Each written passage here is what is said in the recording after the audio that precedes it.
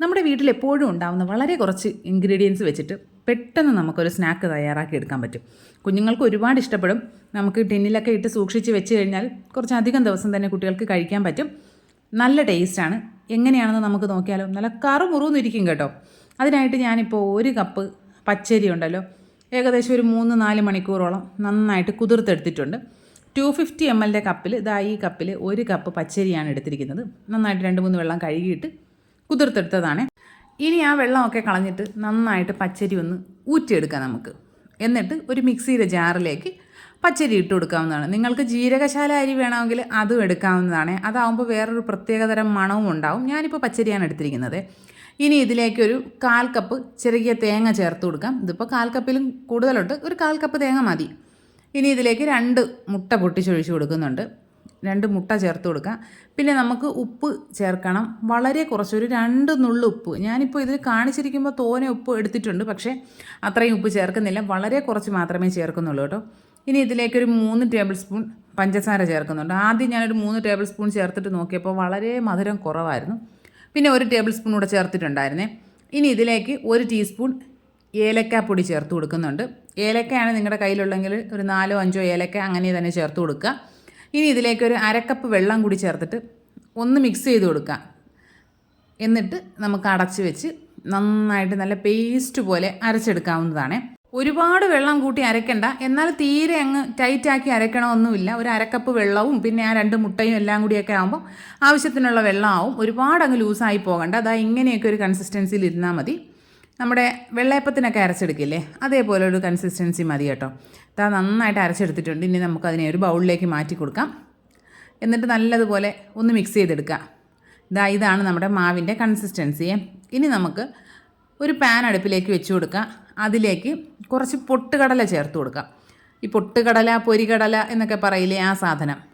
ഇനി പൊട്ടുകടല എന്നല്ല നിങ്ങൾ പറയുന്നത് എങ്കിൽ നമ്മുടെ ഈ മിക്സറിൽ കിടക്കുന്ന കടലയുണ്ടല്ലോ, അത് തന്നെയാണ് സാധനം. നമ്മൾ ചട്നിക്കൊക്കെ അരയ്ക്കുന്ന പൊട്ടുകടല, അതൊരു 2 കപ്പ് എടുത്തിട്ടുണ്ട്. അതിനെ ചെറുതായിട്ടൊന്ന് വറുത്തെടുക്കുന്നുണ്ട്. ഒരുപാടങ്ങ് വറുത്ത് അതിൻ്റെ കളറൊക്കെ മാറ്റി അങ്ങനെയൊന്നുമല്ല, ചെറിയ ചൂടിൽ ഒന്ന് നന്നായിട്ടൊന്ന് റോസ്റ്റ് ചെയ്തെടുക്കുന്നുണ്ട്.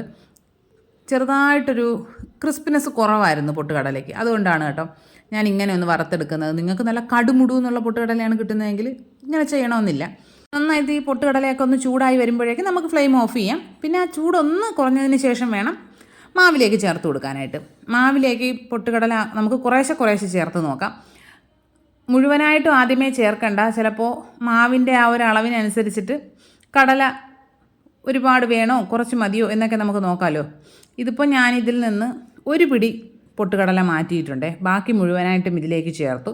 അത്രയും മതിയായിരുന്നു. ഇല്ല എങ്കിൽ നമുക്ക് പൊട്ടുകടല മാത്രമായി പോവും, മാവ് വളരെ കുറഞ്ഞായി പോവും. അതുകൊണ്ട് കുറേശ്ശെ നോക്കിയിട്ട് വേണം ചേർത്തെടുക്കാനായിട്ടേ. നിങ്ങൾ ഈ വീഡിയോയിൽ ഇടയ്ക്കിടയ്ക്ക് ഈച്ചയെ കാണുന്നില്ലേ? എന്താണെന്നറിയില്ല, കുറച്ച് മാങ്ങ ഒന്ന് പഴുത്ത് വീട്ടിലിരിപ്പുണ്ട്. അതുകൊണ്ടാണോ എന്നറിയില്ല, ഈച്ച ഭയങ്കര ശല്യമാണ്. എത്രയൊക്കെ എന്തൊക്കെ ചെയ്തിട്ടും ഈച്ച അങ്ങോട്ട് പോകുന്നില്ല. ഇനി മാങ്ങയും ചക്കയും ഒക്കെ തീരുമ്പോൾ റെഡി ആകുമായിരിക്കും അല്ലേ. നമ്മുടെ മാവ് അപ്പോഴേക്കും റെഡി ആയിട്ടുണ്ട്. നമുക്ക് എണ്ണ വെച്ച് നന്നായിട്ടൊന്ന് ചൂടായതിന് ശേഷം ഇതുപോലെ കൈകൊണ്ട് ഇങ്ങനെ കോരി വിതറി ഇടണം കേട്ടോ. സ്പൂൺ വെച്ച് ഇടുകയാണെങ്കിൽ കട്ടിക്ക് എവിടെയെങ്കിലുമൊക്കെ ആയി പോവില്ലേ. ഇതാവുമ്പോൾ നമുക്ക് അല്ലാതെ ഇടാൻ പറ്റും. പക്ഷെ ശ്രദ്ധിക്കണം, കയ്യിൽ തെറിക്കാതെ ശ്രദ്ധിക്കാം. ആദ്യത്തെ തവണയാകുമ്പോൾ വലിയ കുഴപ്പം കാണില്ല, കാരണം എണ്ണ അത്രയ്ക്കുള്ള ചൂടേ കാണുള്ളൂ. നമ്മുടെ പാത്രമൊന്നും ഒരുപാട് അങ്ങ് ചൂടായിട്ടുണ്ടാവില്ലല്ലോ. പക്ഷേ രണ്ടാമത്തെ തവണയൊക്കെ ആകുമ്പോൾ നന്നായിട്ട് നമ്മൾ ശ്രദ്ധിക്കണം. ഇതിലേക്ക് എണ്ണയിലേക്ക് ഇട്ട് കൊടുത്തതിന് ശേഷം കുറച്ച് സമയം ഒന്ന് വെയിറ്റ് ചെയ്യണം. ആദ്യമേ ഇളക്കരുത്. കുറച്ച് സമയം ഒന്ന് വെയിറ്റ് ചെയ്തതിന് ശേഷം തിരിച്ചിട്ട് കൊടുക്കുക. തിരിച്ചിട്ട് കൊടുക്കുമ്പോൾ ഇതുപോലെ ഒരു സെറ്റായിട്ടായിരിക്കും ഇളകി വരിക. നമുക്കതിനെ ആ ഒരു നമ്മുടെ കണ്ണാപ്പ വെച്ച് തന്നെ ഒന്ന് കുത്തി കൊടുക്കുമ്പോൾ അതിങ്ങനെ വിട്ട് വരും. പക്ഷേ ഒരുപാടങ്ങ് മൂത്ത് പോകുന്നതിന് മുൻപ് വേണം അങ്ങനെ ചെയ്യാനായിട്ട്. ഒരുപാടങ്ങ് മുരിഞ്ഞ് കഴിയുമ്പോൾ പിന്നെ അങ്ങനെ കിട്ടില്ല. നന്നായിട്ട് ഇളക്കി നല്ലൊരു ഗോൾഡ് കളർ ആകുന്നത് വരെ നമുക്ക് ഫ്രൈ ചെയ്തെടുക്കണം. ഫ്ലെയിം ഒരുപാടങ്ങ് കൂട്ടി വെക്കാൻ പാടില്ല. മീഡിയം ലോ അങ്ങനെ അഡ്ജസ്റ്റ് ചെയ്തിട്ട് വേണം ഫ്രൈ ചെയ്തെടുക്കാനായിട്ട്. നമ്മുടെ ഈ കടലയൊക്കെ നന്നായിട്ട് ക്രിസ്പായി വരണം.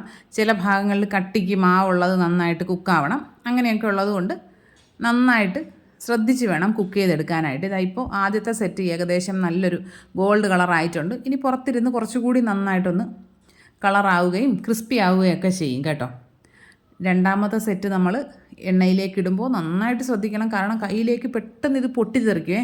നല്ല വെള്ളത്തിൻ്റെ അംശം നല്ലതുപോലെ ഇങ്ങനെ പൊട്ടിത്തെറിക്കും. അതുകൊണ്ട് നല്ലതുപോലെ ശ്രദ്ധിച്ചിട്ട് വേണം ചെയ്തെടുക്കാനായിട്ട്. ഇതാ നമ്മുടെ കടലയപ്പം റെഡി ആയിട്ടുണ്ട്. കടലയപ്പം, കടലാച്ചി എന്നൊക്കെ പറയാറുണ്ട് കേട്ടോ ഇതിന്. കാസർഗോഡുകാരുടെ ഒരു സ്പെഷ്യൽ പെരുന്നാൾ വിഭവമാണ്.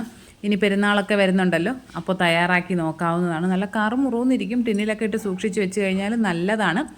പിന്നെ നമ്മൾ കുറച്ചധികം ദിവസത്തേനൊക്കെ വെക്കുകയാണെങ്കിൽ സൺഫ്ലവർ ഓയിലിൽ ഫ്രൈ ചെയ്തെടുക്കുന്നതാണ് കേട്ടോ നല്ലത്. നല്ല കറുമുറുന്നിരിക്കും. എല്ലാ കൂട്ടുകാരും ട്രൈ ചെയ്ത് നോക്കുക. ഫീഡ്ബാക്സൊക്കെ കമൻറ്റ് ബോക്സിൽ അറിയിക്കുക. വീഡിയോ ഇഷ്ടപ്പെട്ട് കഴിഞ്ഞാൽ ലൈക്ക് ചെയ്യുക, കമൻറ്റ് ചെയ്യുക, ഷെയർ ചെയ്യുക, ചാനൽ സബ്സ്ക്രൈബ് ചെയ്യുക. പിന്നെ നിങ്ങൾക്ക് ഏത് തരം വീഡിയോസാണ് ഇഷ്ടമെന്നുള്ളത് കൂടി പറയുക. എനിക്ക് ചിലതൊക്കെ കണ്ടിട്ടേ ഇഞ്ചി പോലെയൊക്കെ തോന്നി. നിങ്ങൾക്ക് അങ്ങനെ തോന്നിയോന്നറിയില്ല. എന്തായാലും അടിപൊളി റെസിപ്പിയാണ്. എല്ലാവരും ട്രൈ ചെയ്ത് നോക്കുക. ഇനി മറ്റൊരു അടിപൊളി റെസിപ്പിയായിട്ട് ഉടനെ തന്നെ വരാം. അതുവരെ എല്ലാ കൂട്ടുകാർക്കും ബൈ.